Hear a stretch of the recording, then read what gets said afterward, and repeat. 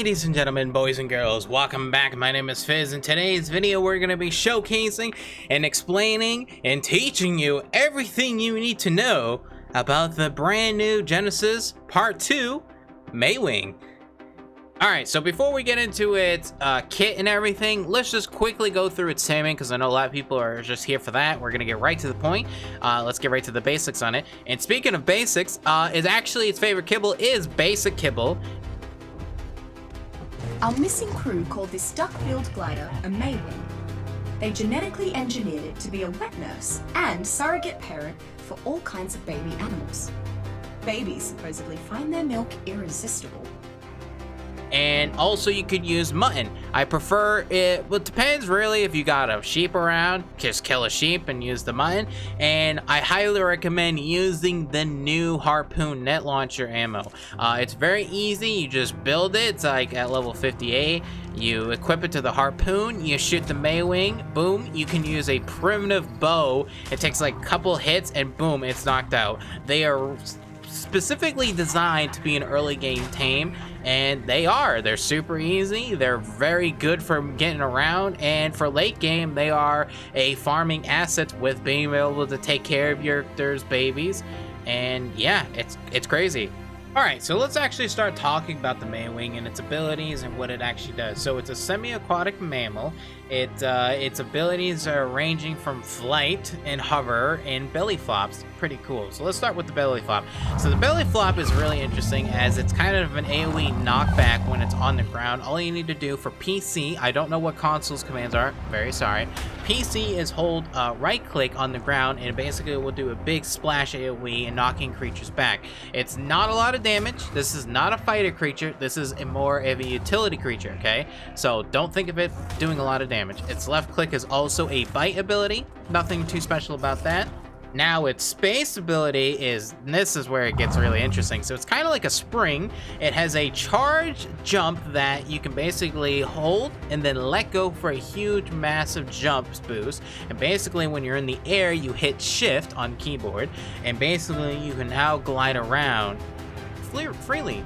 It's probably one of the best gliders in my opinion in the game now. So be aware that your rock drakes are no more, because this thing handles beautiful. Like, it's so good. Also, if you're in the air, you can actually parachute. So just holding right click as well in the air is a parachute down. Pretty cool. Alrighty, so now let's actually talk about its saddle and its other ability, which is if you are on keyboard again, hitting C with the saddle, obviously, it can pick up babies. Amazing, incredible. And also if you're on PvP, you can steal other people's babies with it as well. Pretty interesting. And this one I'm very excited for. If you hold C, it drops the baby, and you can thank me for that, because I asked for that in the damn QA thing, and I'm so excited that it actually made it in, because it makes it so much fun, because now you can just drop babies anywhere when you're flying, if you don't really care for them or just for fun. Now, speaking of babies, this is actually a mother-carrying creature. If you put berries and meats in its inventory and select E on it, enable nursing, it can actually keep your babies alive until juvenile. It's pretty cool and amazing, just minus the milk coming out of its you know what, and it's pretty cool. So definitely a very cool addition for a lot of people that can't have mods. So good job, Unofficial guys. You guys are gonna have a lot of fun with this. Alrighty, so now let's actually talk about its future late game experience, which actually it's a kibble farm. So when you breed these guys, oh, and get this, because I haven't told you, they don't have a gender.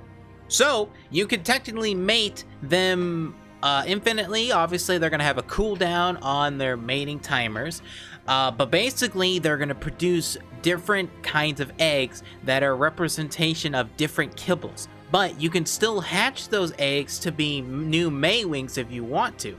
So it's pretty cool.